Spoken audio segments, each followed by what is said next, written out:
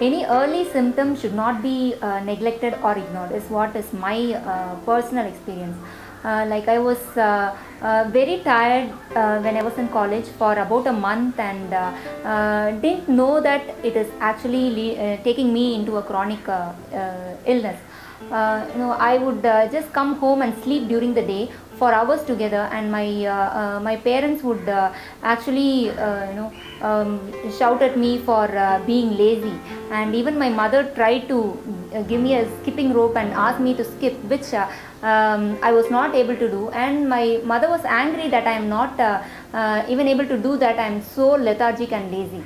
I too believed so that there was no clue that the tiredness could be a symptom for a disease, and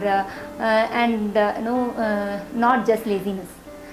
And then again, when I went to the hospital, closest nearby hospital, the doctors could not figure out, because my symptom was a neck pain and a pain in the ribs, and I was feeling tired, which even I did not mention to them, but I just wanted to come home fast.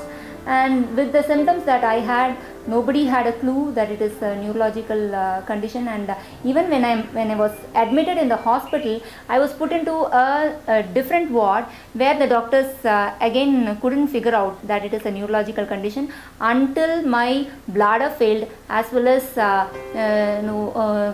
completely lacked sensation, that even a prick of a pin could not give me any sensation, and I lost both walk as well as functioning of hands. And it was at that critical stage that I was diagnosed that I have a demyelinating condition. It is not that, oh yes, I have MS, now life is stuck here and I have to just be with medication and therapy. No, we have to look beyond it. Yes, medicines are very, very important, but then look beyond that, what little bit I can do, and stretch yourself a little bit. Doctors, family and other support system are there, people, professionals, everybody are concerned about us, but in that concern there is also chances where people would just decide for ourselves, and they would not allow us to take risk, a little bit of risk, which would give us that kind of excitement, or to explore the passion, our own passion in life. I would narrate a couple of instances.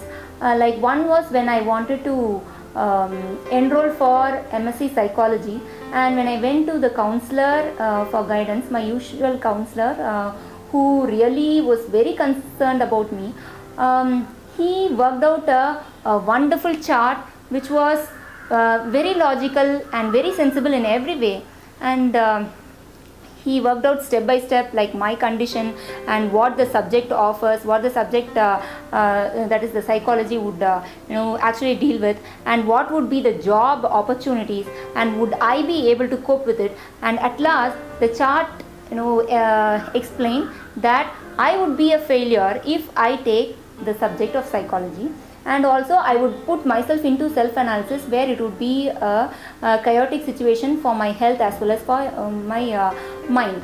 I completely agreed with the counselor. I came back home, and after coming back home, and again when I opened the prospectus and I saw the write-up on psychology, I felt like I want it and I would love to do it. I would like to learn it.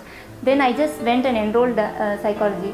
But when I went into the class, I felt that everybody were doing self-analysis just the way I am, and again the result is absolutely the same as mine, and there is not any much difference. With respect to multiple sclerosis or any such chronic conditions, the community support is very essential. I have been supported by my doctor, my neurologist, by Multiple Sclerosis Society, by my friends at Art of Living, by many well-wishers, and my own organization where I work with, where they believed me, and they gave me assignments, they gave me work tasks which they thought I would fulfill, and I did it. So all this is very important. basic and major symptom is fatigue, and I need to rest often, quite often. So when I told this to my director at the time of my appointment, and that I require a bed, my director consented, and I was given a bed in my office. Even when my director wants to have a meeting with our department, and at that time if I am resting, she would come on to the department and she would just sit in my bed along with me, and she would have a discussion and with all others. So no, this is what is reasonable accommodation. But to the outer world, it might look like, oh, how can a bed be given in a work environment? No, that is the